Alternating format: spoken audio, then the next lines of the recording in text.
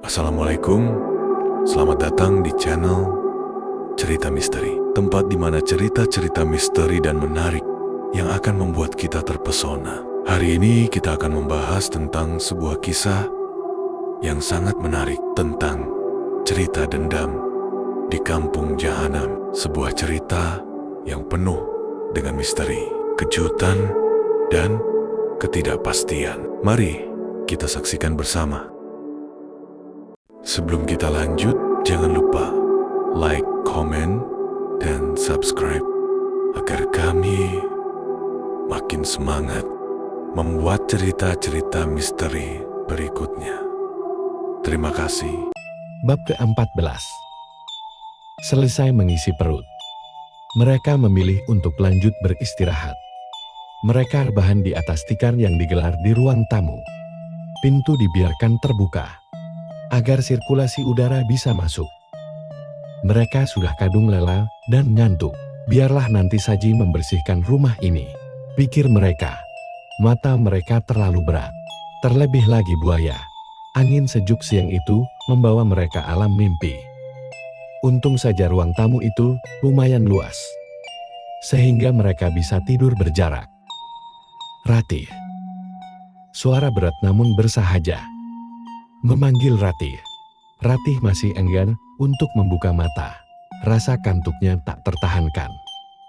Ratih sosok lelaki tinggi tegap, berpakaian serba putih, memanggilnya. Laki-laki itu memanggilnya sekali lagi. Sontak Ratih membuka mata. Tapi entah di mana dia berada.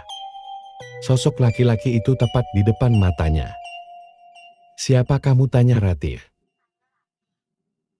"Aku Badira, bangunlah. Mereka mengintai kalian. Cepat bangun." Ratih seperti tersadar. Dia tersentak, membuka mata, dan langsung duduk. Hussein Adan dan Rini masih terlelap. Ratih bangkit dari duduknya, mencerna mimpi. Ya, tadi dia lalu keluar menuju pintu. Memeriksa sekeliling. Di seberang jalan terlihat beberapa orang mengawasi rumah mereka. Mereka berpakaian biasa saja. Ketika Ratih melihat orang-orang itu, mereka langsung berpaling.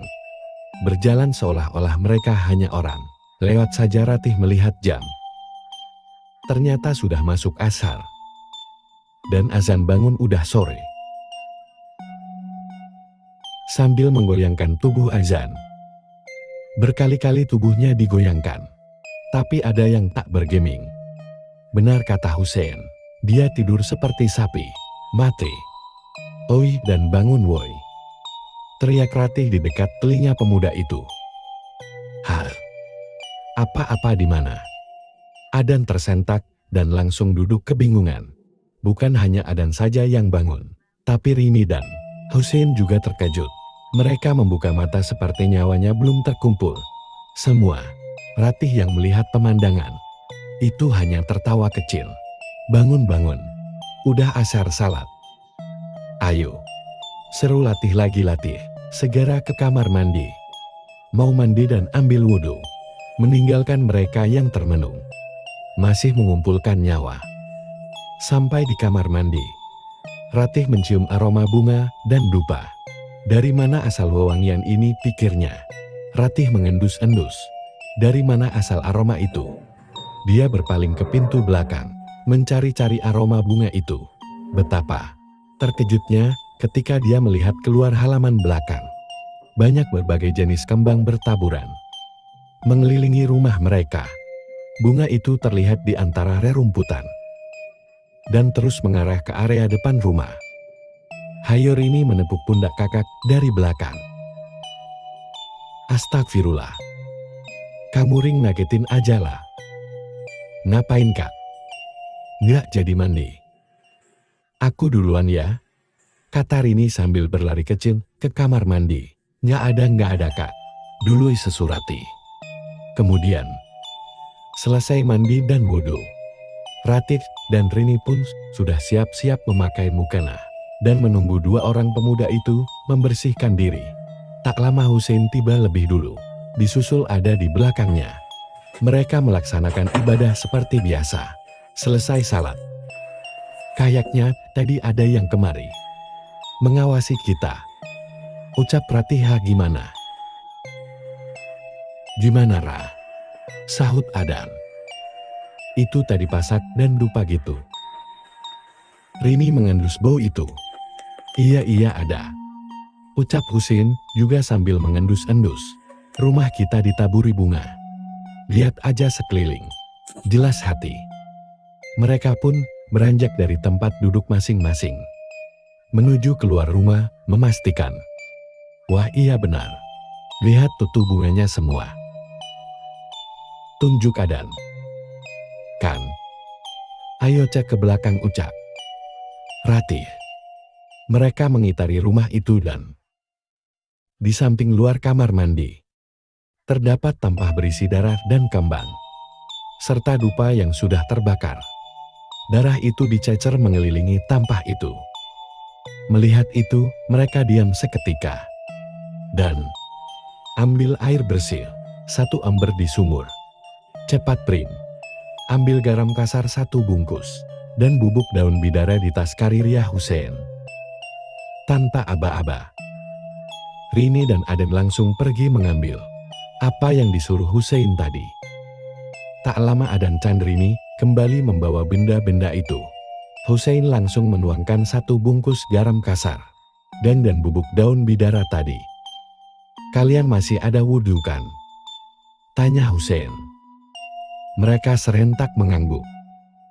Baiklah kita baca Al-Fatihah 7 kali. Dilanjutkan dengan ayat-ayat yang sudah diajarkan Kiai. Mereka semua membaca surah-surah yang diajarkan Kiai di pesantren. Ayat-ayat untuk meruqyah jin.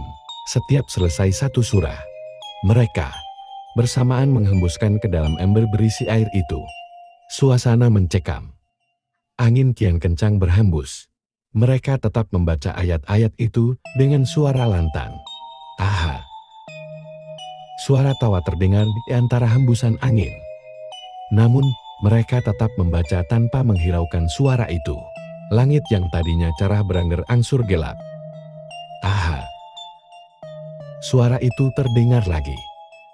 Dan kini semakin jelas. Jantung mereka berdegup kencang. Keringat bercucuran. Padahal hawanya dingin kala itu. Terakhir ditutup dengan mereka membaca ayat kursi. Sebanyak 7 kali. Pergi. Suara itu terdengar berat. Dan semakin dekat. Seolah-olah di samping mereka. Angin terus berhembus. Namun hawa terasa gerah. Belum menetes dari dahi mereka. Nafas mereka memburu. Seiring detak jantung mereka yang tak beraturan.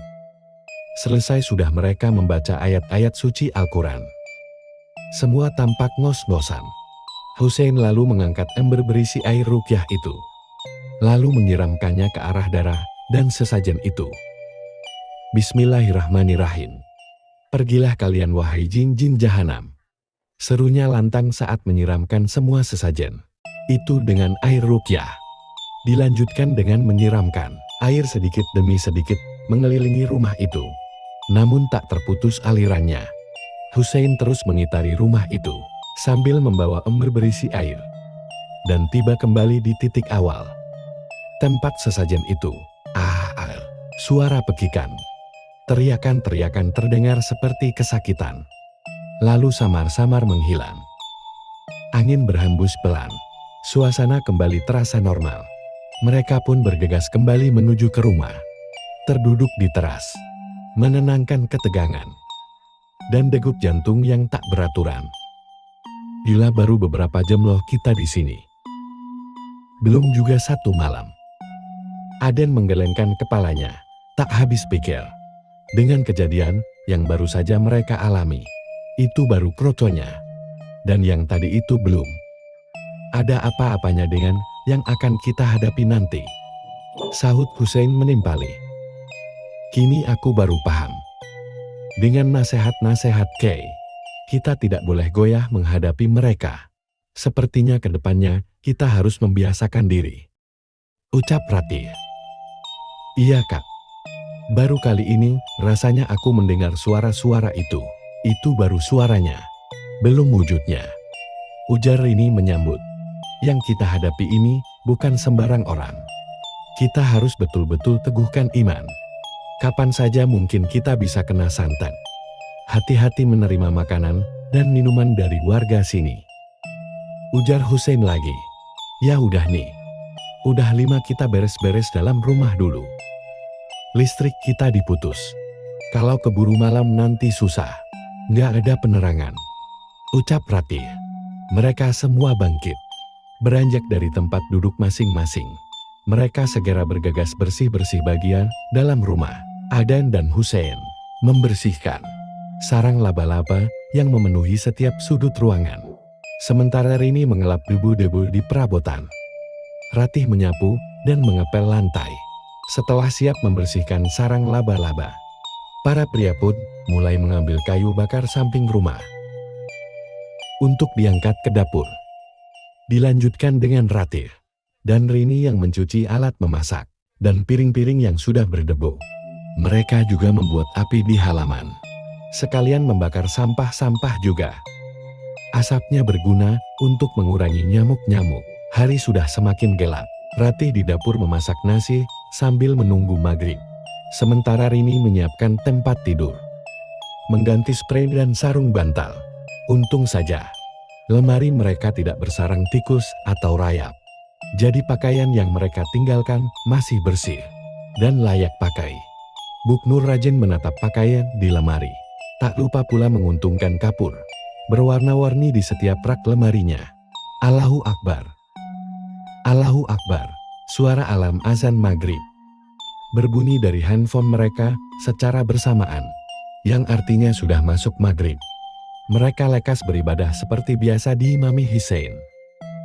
Kemudian setelah itu mereka mengisi perut yang sudah keroncongan. Bersambung ke bab 15.